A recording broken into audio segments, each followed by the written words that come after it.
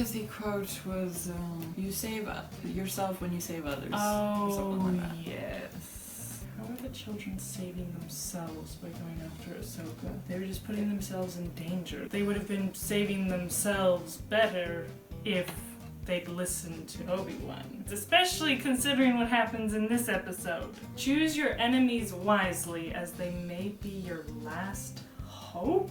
It has nothing to do with, morals or anything like that. It's choose your enemies based on how they might be able to help you if you ever find yourself in a bad situation. That's how you choose your friends. Yeah, that's... Not your enemies. Yeah, that's really, really, really... They literally just took out the word friends and put enemies in instead. Stupidest, most backwards thing, and I don't even...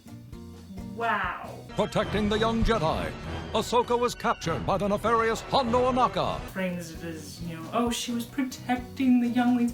No, she's protecting herself. She's protecting the ship. She wasn't even doing that. They're making her look like a martyr. She was not a martyr. The younglings infiltrated the pirate stronghold. They didn't infiltrate the pirate stronghold. The pirates were all wandering around in a drunken state of stupidity outdoors while their prisoner was unattended. Going back to what we were just saying about how Ahsoka was not protecting the younglings. Like, if you recall how the fight between her and the pirates started, other than them ambushing them, that's pretty much the only true part of that narration. She did the whole threaten them, like, oh, look at my lightsabers, don't get in my face, right? Like, oh yes, her thoughts were definitely with the younglings and making sure that they were protected.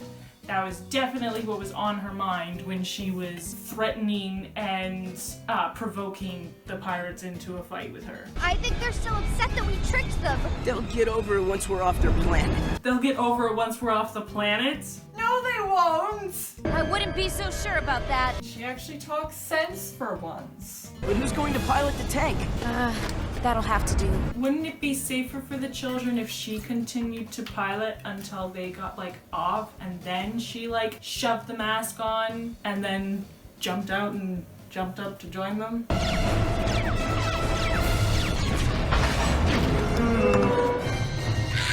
Right now, if she had been holding it steady, the children would have a better chance of getting up onto the ramp. Yeah, she's covering them, but I'm kind of like, why aren't the kids covering themselves? Yeah. They have lightsabers. And they've been trained with those little, pew-pew things. Pew-pew. But the other thing is that, we've seen them throw lightsabers in the past. Why doesn't she just throw her lightsaber to destroy the ship? They're only being followed by one ship. Just sabotage that ship. Yeah. And you're good. And, we saw her take on how many pirates in the first episode in this arc? And she doesn't just hit the brakes on their speeder, let the one speeder with 3 guys on it catch up, get rid of them, and then they can take their sweet time getting back onto their ship. It can land safely. The children can just walk on leisurely. Yeah, no, there's so many maneuvers that could be used. She just problem solved, but it was the stupidest solution for the most minuscule problem. Yay, she problem solved how to let the thing steer itself, but she's not problem solving the bigger picture. Oh my goodness, again! The steering must have come loose.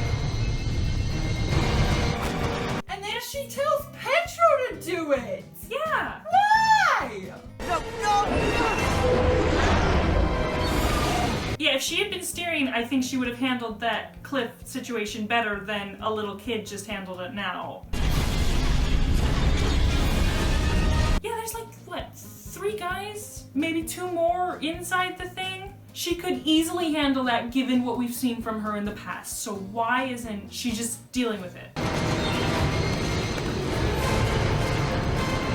Why are they all piling on like this? Gnodi can't pull you all up! Yeah. And I think I said in the argument against Ahsoka, if Ahsoka just force pushed all of them onto the ramp, the pirates have more brains, and they're like, huh, why don't we just shoot the big ship? Nice try, little Jedi. No, terrible try. But it looks like you're coming with us. She's just sitting there, oh, okay, not gonna try anything. And Grievous! Well, no, they were right. No, you're right. Yeah. They weren't anywhere near Florum. Because Obi-Wan wasn't anywhere near Florum. So you literally just had Grievous go and, like, randomly into the middle of space and be like, oh, Kenobi's here, let's attack them. And then he has to escape. Kenobi's still flying around in space in a escape pod, I guess. And Grievous is just like, you know what? Let's go to Flora. Just cause. Just cause. Yeah, sure. This is the stupidest, like, most shoehorned plot. This is TCW. Yeah, and again, they just make the universe so small. We're all in trouble! Kid show. You can dispense with the pleasantries, pirate. He's 8 feet tall, 9 feet tall, when he stands up straight, and he felt the need to stand on a tape. One of the moments I absolutely loved from the 2003 Clone Wars When was he stood up seeing straight. when he stood up straight. It was amazing. Instantly terrifying. Yes! Because he was actually intimidating. Mm-hmm. He's not intimidating. This planet is now under separatist control. The whole thing is, Grievous is like, oh, we're finally going to get revenge for Dooku, and it's like, it took you this long to get around to that? Dooku was hanging on to that grudge for this whole time, didn't do nothing about it, and then finally one day he's like, hey Grievous, I know you almost got like blown into oblivion by Kenobi, but you gotta go to Falora right now. I think we need to take care of this right now. This is so stupid. It is. We literally just saw Grievous just twiddling his thumbs, doing nothing, just attacking Kenobi in the middle of nowhere just to stop Kenobi from twiddling his thumbs. And now it's just like, oh yes, no, I have a thing to do. Well, what was the thing you were just doing? And you're just hip-hoppeting all around the galaxy, just, I feel like doing this today, I feel like doing that today.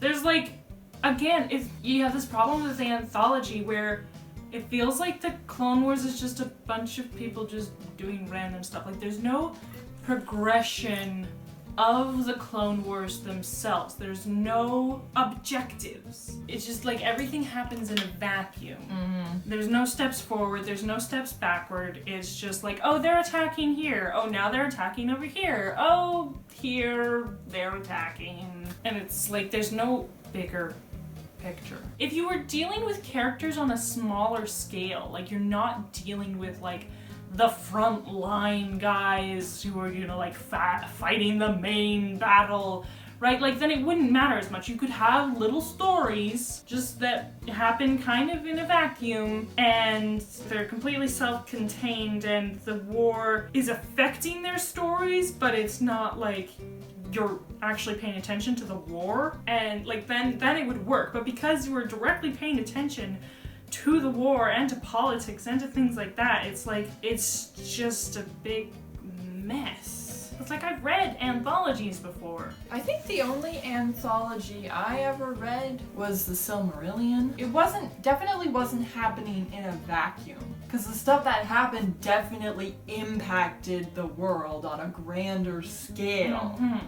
But yeah, other than that, it was just a collection of random stories. But yeah, they had weight to them. But it's also like, you know, if you were to do a Lord of the Rings anthology and you just had like, oh, we're gonna have Aragorn in there and, you know, Frodo and stuff like that, and it's, you know, taking place during the 3 Lord of the Rings books, but they're just going over here and doing this thing, and they're going over there and doing that thing, and then this thing happens to them, and then we're gonna go hang out with Pippin for a little while, and then we're gonna like have a story with the orcs, and then it's like, but like, it would just make the entire story feel smaller and pointless. Because yeah, now instead of having this like grand progression, because you've put the main characters in there, so now you have to focus on the main plot, right? Like if you had a little like side story with like Eowyn or something like that, that would be kind of cool, right? Because like as long as it doesn't take place while Aragorn and the main people are there, right? Like it's apart from the main storyline, so you can do something that's kind of like self-contained, and of course their world is still affected by the main plot, but that story itself isn't as connected to everything. But if you have the main characters in there and they're not doing the main plot, then yeah, it's just random and weird and there's nothing going on. Yeah. And that's why like spin-offs also tend to focus On side more, characters. yeah, on side characters and like heck, completely new characters. I like Anakin and Obi-Wan's dynamic in this show, and I still would have liked to see them. But yeah, you have like so many characters on your plate. You have Boba Fett, you have Bane, you have Ventress, you have Grievous. I think if you're going to do an anthology, then yeah, focus on Boba Fett and Ventress and such like that, right? But if you're going to do like a little mini-series, then you can focus on the main characters, but there has to be a progression, there has to be an arc. It can't just be an anthology. It can't really be an anthology because you have to feel progression so that it fits into the big main story. And the 2003 Clone Wars just captured that so beautifully. Such a good show. And they replaced it with this pile of garbage. As I recall the last time we met face to face, I was your prisoner. A whole 4 seasons ago. It must have been like 2 years since that happened. Yeah, because what season was that in? Ahsoka was Season still 1! Right! She was 14, now she's like 15, 16. I guess Dooku was busy with his bingo club. I guess so. You are going to pay the price for your treachery. I also don't get the treachery thing, because that implies treason. But it's like, Hondo especially is independent. Yeah, they're pirates. The fact that Grievous is here with his entire fleet means that Master Kenobi must have been overrun. This entire system is now in Separatist-controlled space. How did she know about that? Dude, what the heck? How did she know that? This show's writing sucks. She knows stuff that she's not supposed to know. So- That's like a huge mistake there. Huge. So, like, are we supposed to believe she's, like, omniscient now? WTF? Mary Sue! Yeah, she literally just perfectly detailed exactly what the situation was. I know Grievous, and I know droids. Wow, she's not full of herself at all. She's all like, oh, I know Grievous. I think you ran into him, like, once. Wow, you know him so well. The show is literally just blatantly making her omniscient. She knows everything. And then, yeah, the people around her are just like, okay, obviously you're right. I'm not going to question you at all. I'm going to believe everything you say and cooperate with you, even though that's completely out of character for me. Grievous didn't come here to make deals. He already controls the planet and the system. With my help, you stand a better chance. You got yourself a deal, Jedi. And no detours. We'll be watching you. Always Watching. What was that?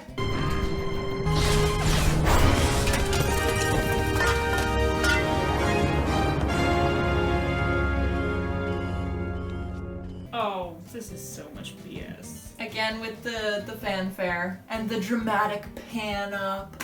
Oh, the savior Ahsoka has arrived. You must have some other ships somewhere. You are pirates. We know you have one, a whole pirate fleet. And one of my old friends apparently has been talking too much. Interesting. Again, Ahsoka's the one who's like, oh, you must have a fleet somewhere. You're pirates. And then now he's like, oh, you guys have been talking. So it's like, again, she knew something that she shouldn't have known, but like, now they're using it to like make him mad at somebody else. Grievous' army is way too big. I have instructed younglings for over 1,000 generations. and these are among the best I have ever seen. No, that is lip service. Please. That is blatant lip service. Wow. This is called propping up characters undeservedly. If he said, oh, you know, this is a good batch of kids, you know, they're strong in the Force and they're brave and stuff like that, then I wouldn't have minded. But, oh, these are among the best! To see the construction of a Jedi lightsaber, this is priceless. Why is Hondo, a businessman, going like, oh, to see a lightsaber constructed is priceless? Since when were you sentimental about Jedi rituals? Yeah, it doesn't really make sense. Like, at best, it's kind of like, when are you guys gonna cut me down? Like, I will say anything at this point. Just like, why am I still hanging here? They're leaving him hanging. Because at this point, he's still trying to, like, barter his way out of confinement. But yeah, the fact that it's just like, Ahsoka didn't cut him down when they came in, or she didn't cut him down when he agreed to help them. She's just leaving, and they're all just chilling. Like, we've literally been here for how many minutes now?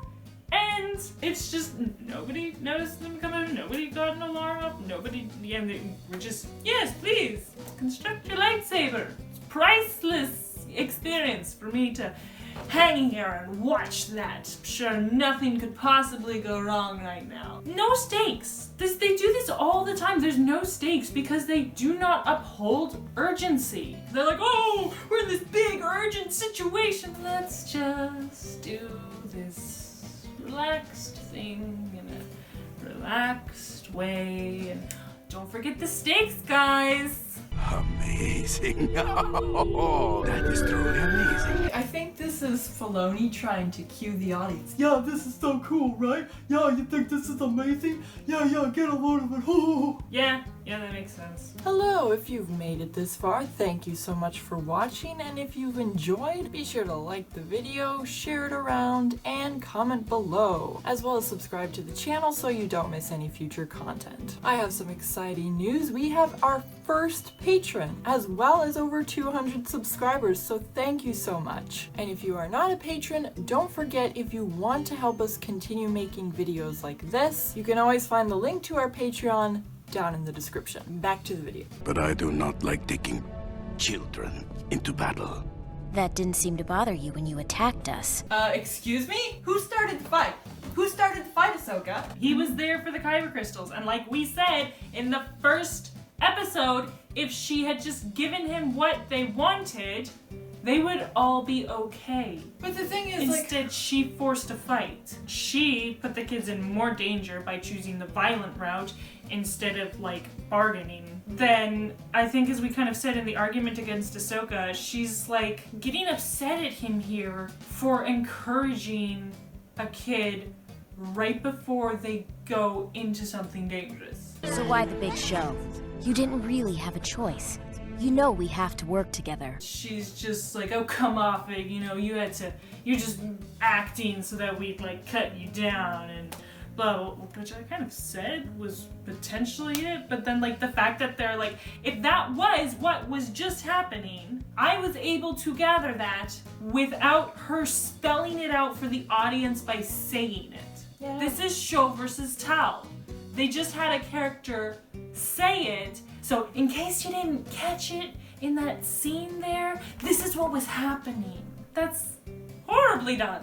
Yeah, the show just treats the audience like they're stupid. But the thing is that it's like you're not even sure if that is what was going on, because Ahsoka just thinks badly of everyone. So is she just still putting other people down, assuming the worst about them and their abilities and intentions? And Hondo's telling the truth here? Or is he completely acting out of character in this episode too? Or what's going on? I mean, like, we've seen Hondo deal with kids before. Like, he was really tender with Boba. Yeah. So I think he does have a soft spot for kids. Yeah. That makes sense to me. I don't get what Ahsoka's after in this moment. You know we have to work together. He's trying to work with you. He just encouraged one of your younglings. Which is something you could do. And it's like, What she's saying to him here makes no sense. It's just more stupidity from Ahsoka. I honestly believe it's the writers just like trying to spell things out for the audience and try and make Ahsoka look cool because, oh, she sees through his act. But we've already kind of seen it's not really an act. And we're supposed to believe there was that the two of them. Grievous two of them in front of Hondo's entire fleet.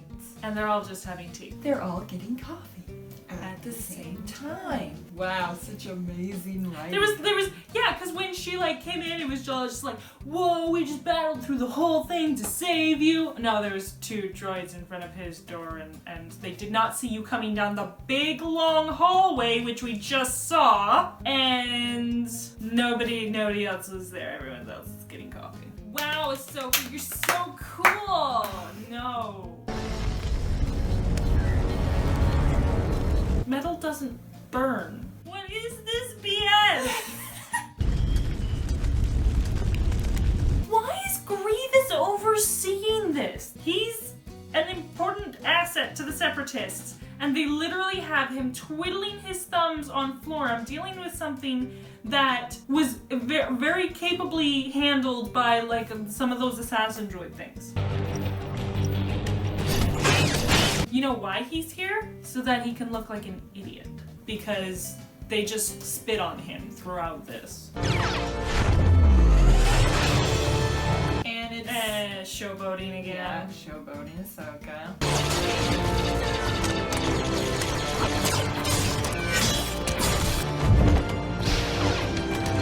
Well, at least they're giving some of the other guys some screen time. Yeah. But Ahsoka was first.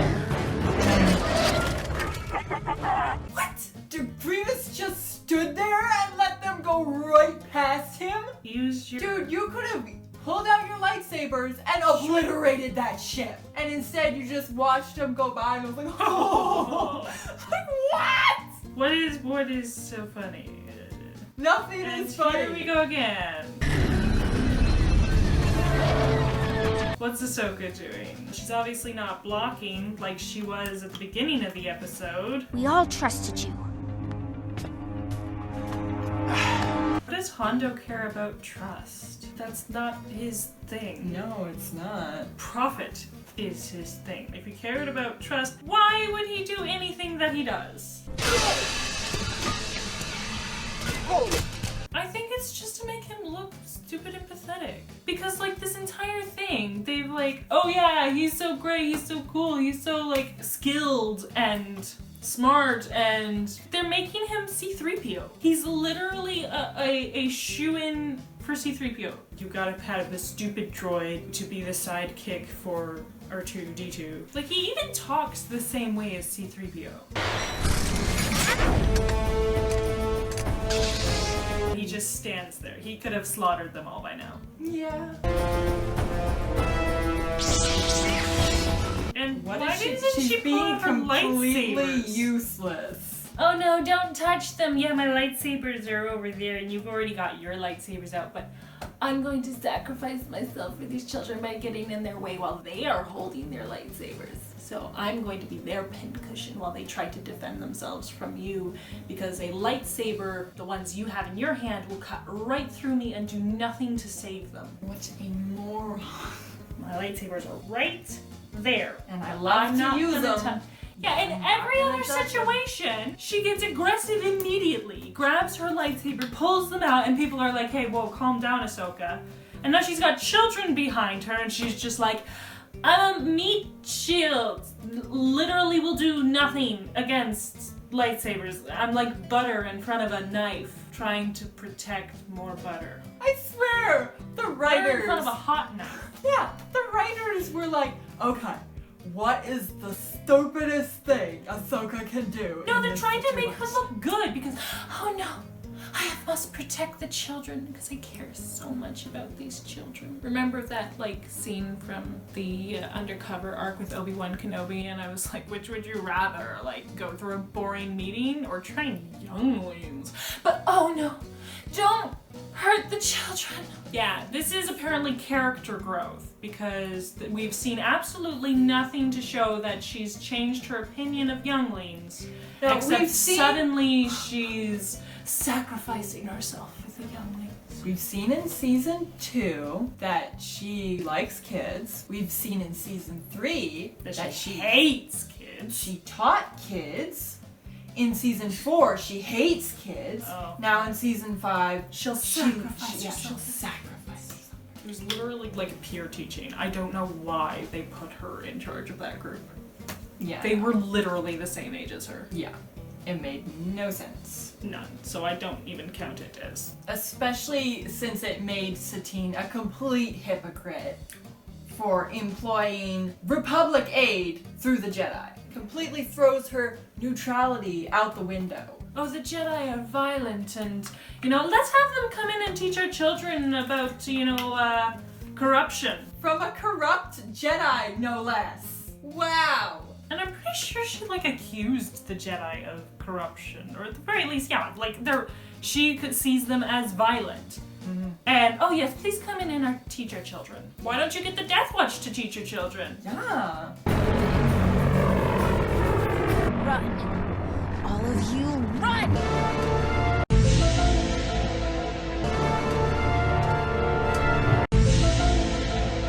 Oh, now she suddenly has her lightsabers. But again, he's not attacking. Why isn't he attacking? She should be dead already. I mean, she should have been dead already from when she faced him in season 1. How many clones have we seen him kill that way? At least a handful. Yeah. And he doesn't do the same thing with her. She was dead right there. But no, he throws her instead of crushing her face. And then she survives it and is completely unfazed by it. Yep, completely unfazed. And again, how is she physically standing up to this? It's literally impossible. She's pushing him back. How? She's in between him and the ship. She should just jump right now and go. And he's just like, I'm gonna catch up to you.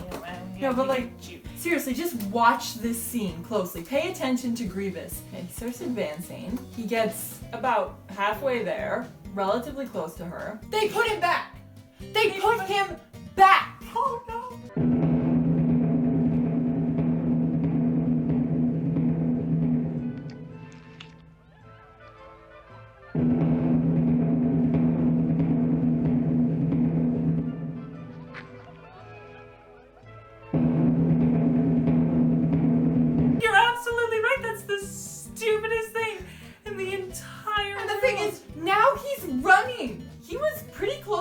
He was walking, and then they put him all the way back there, and he's running. That when he runs, he reaches the exact same spot he was already at when he was walking. Yeah. This is such a crappy show. Yes. Such a crappy show. But Ahsoka's so cool. Look at her, just like in the matter of time that she sat there. He should have reached her, lopped her head off, and kept going. Yeah.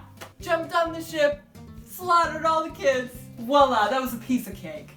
And then Hondo. But no, the writers push him back.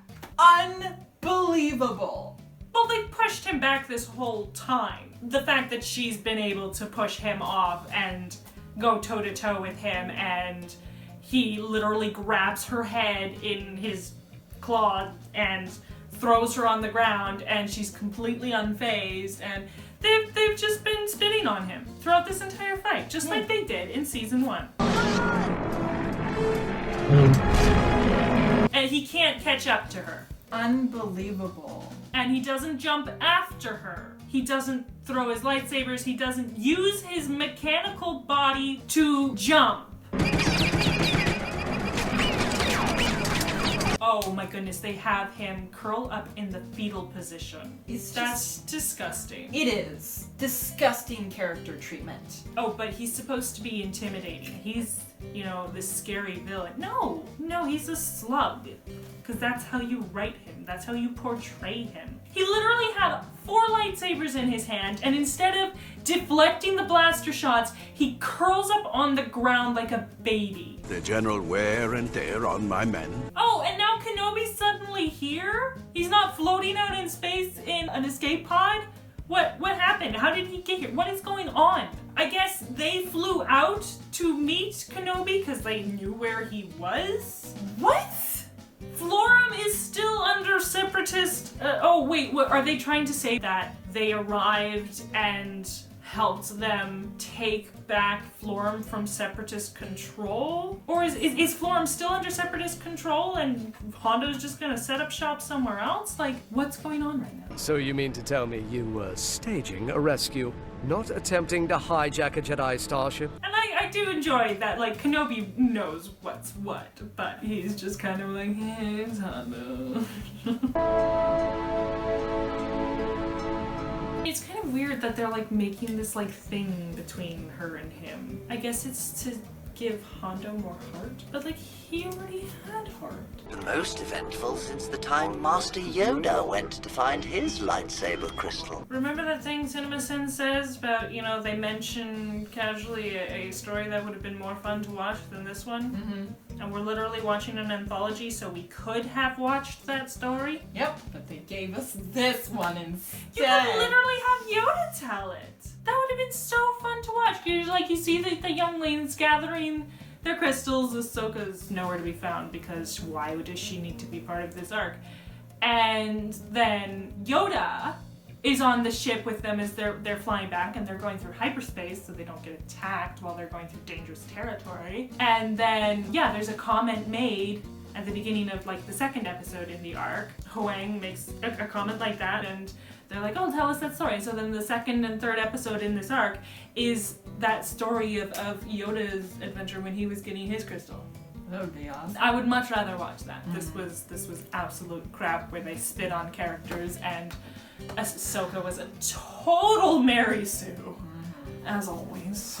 Young Jedi. I love how they, like, all knew what to do in that moment. Kenobi just, like, holds out his lightsaber. I'd be like, what are you doing? We've never seen that ever before. So no, and we never see it again, so it's like, it's obviously not a thing among Jedi to do that. Can we do another stupid outro? Maybe we'll get better at them if we just keep doing them. Another stupid outro. Okay.